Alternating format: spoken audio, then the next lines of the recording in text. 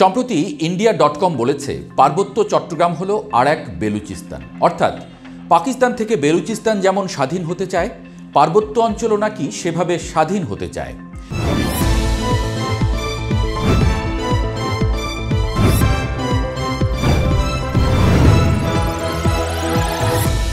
নিবেদিতা দাস লিখিত রিপোর্টটিতে আরও বলা হয়েছে, বেলুচিস্তানের মতো পার্বত্য চট্টগ্রামও খনিজ, বন ও বিচিত্র সম্পদে সমৃদ্ধ একটি অঞ্চল। পাকিস্তানে বেলুচিস্তানের মতো চট্টগ্রামেও বাংলাদেশের বিরুদ্ধে সংগ্রামের আওয়াজ বাড়ছে। অর্থাৎ পার্বত্য চট্টগ্রাম বাংলাদেশের বেলুচিস্তানে পরিণত হচ্ছে বলে গণমাধ্যমটি বলছে। এদিকে আবারও ঘরের কাছের আসামের মুখ্যমন্ত্রী হিমন্ত বিশ্ব শর্মা বলেছেন, বাংলাদেশের চিকেন স্নেক আসলে দুটি। এই মন্তব্য করেই তিনি থামেননি, বলেছেন রংপুর আর চট্টগ্রাম বাংলাদেশ থেকে বিচ্ছিন্ন হতে পারে। আর এই সব আলোচনার মধ্যেই খবর এলো, চট্টগ্রামে জব্দ হয়েছে হাজার হাজার কুকি চীনের ইউনিফর্ম। জাতীয় দৈনিক দেশ রূপান্তর বলছে, কয়েক ধাপে জব্দ করা পোশাকের সংখ্যা ছাড়িয়ে গেছে ৩০,০০০। এর আগে গত ১৭ই মে রাতে চট্টগ্রাম নগরীর বায়েজিদ বোস্তামি এলাকার রিংভো অ্যাপারেলস নামের একটি পোশাক কারখানা থেকে বিপুল পরিমাণ সামরিক পোশাক জব্দ করা হয়। ওই কারখানার মালিকসহ ৩ জনকে গ্রেপ্তার করে আইনশৃঙ্খলা রক্ষাকারী বাহিনী। গ্রেপ্তারকৃতরা হলেন শাহিদুল ইসলাম, গোলাম আজম ও নিয়াজ হায়দার।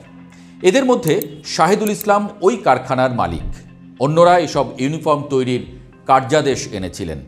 প্রায় ৭ দিন পর বিষয়টি জানাজানি হয়, যদিও পুলিশ এখনও এ বিষয়ে আনুষ্ঠানিকভাবে কিছু জানায়নি, তবে কথা বলেছে সেনাবাহিনী। আপনার দেশ, এটা আমার দেশ। এই দেশের সার্বভৌমত্ব বিনষ্ট হতে পারে কোনো একটা সম্প্রদায়ের মাধ্যমে, এটা কখনোই হবে না।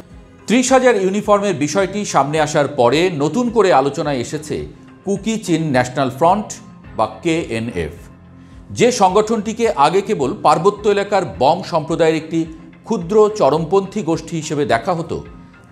তাদের সক্ষমতা এখন অনেক বড় প্রশ্ন তৈরি করছে, কারণ পুরো বম কমিউনিটির জনসংখ্যায় যেখানে ১০ থেকে ১২,০০০, সেখানে ৩০,০০০ ইউনিফর্ম তৈরি করা মানেই এর নেটওয়ার্ক আরও বিস্তৃত, আরও সংগঠিত, এবং শুধু বম নয়, অন্যান্য জাতিগোষ্ঠীও হয়তো এতে যুক্ত, এমনটি বলছেন নিরাপত্তা বিশ্লেষকরা। কে জানে, হয়তোবা দেশের বাইরেও তাদের বন্ধুবান্ধব থাকতে পারে।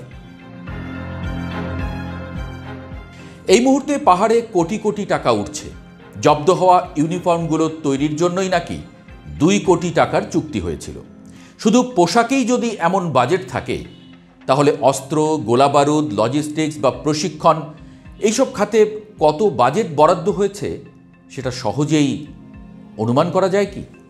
প্রশ্ন উঠছে, এই বিপুল অর্থ আসছে কোথা থেকে, দিচ্ছেই বা কে বা কারা?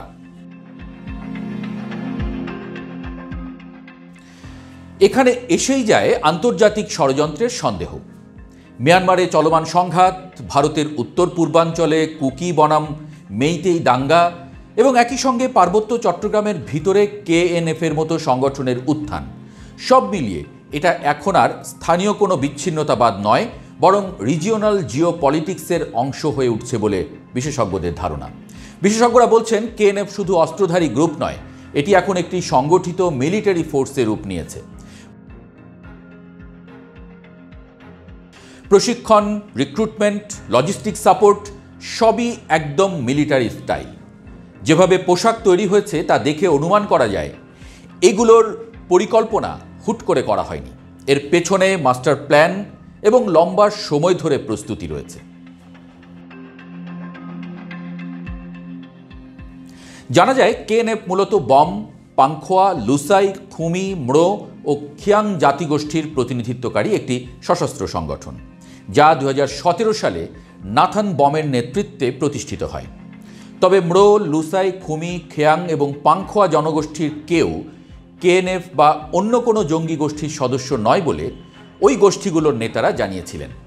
নাথান বম ঢাকা বিশ্ববিদ্যালয়ের চারুকলা অনুষদের সাবেক একজন শিক্ষার্থী এবং পার্বত্য চট্টগ্রাম জনসংহতি সমিতির ছাত্র সংগঠন পাহাড়ি ছাত্র পরিষদের সাবেক সদস্য। তিনি ২০০৮ সালে কুকি চীন ন্যাশনাল ডেভেলপমেন্ট অর্গানাইজেশন প্রতিষ্ঠা করেন, যা পরবর্তীতে কুকি চীন ন্যাশনাল ফ্রন্টে রূপান্তরিত হয়। কেএনএফ পার্বত্য চট্টগ্রামের রাঙামাটি জেলার বাঘাইছড়ি, বড়কল, বিলাইছড়ি এবং জুরাছড়ি ও বান্দরবান জেলার রুমা, থানচি, আলীকদম এবং রোয়াংছড়ি উপজেলা সহ মোট 9টি উপজেলার জন্য একটি স্বায়ত্তশাসিত অঞ্চল গঠনের দাবি জানিয়েছে বলে সংবাদ মাধ্যমে এসেছে। তারা এই অঞ্চলকে কুকি চিন টেরিটোরিয়াল কাউন্সিল কেটিসি নামে পরিচিত করতে চায়, যা পার্বত্য চট্টগ্রাম আঞ্চলিক পরিষদ ও জেলা পরিষদের আওতার বাইরে থাকবে।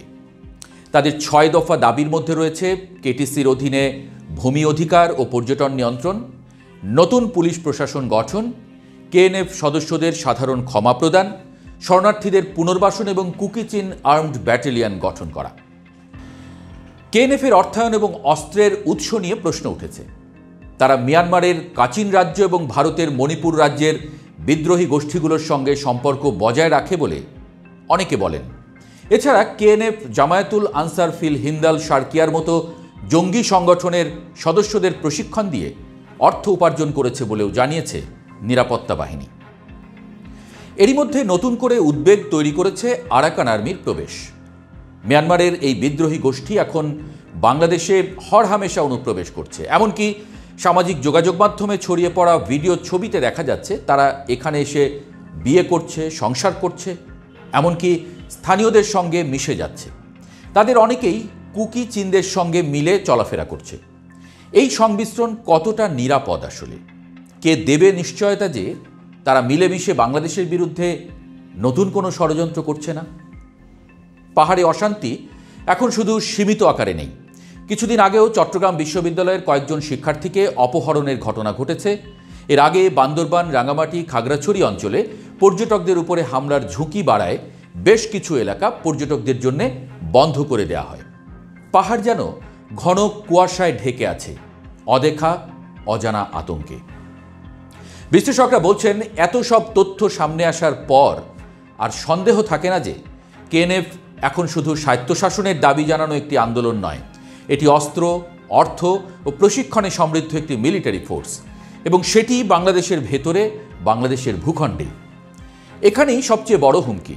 আর যদি সত্যিই এদের সঙ্গে বাইরের রাষ্ট্রীয় সংযোগ থেকে থাকে, তাহলে সেটা হবে জাতীয় নিরাপত্তার প্রশ্নে একটা সরাসরি চ্যালেঞ্জ।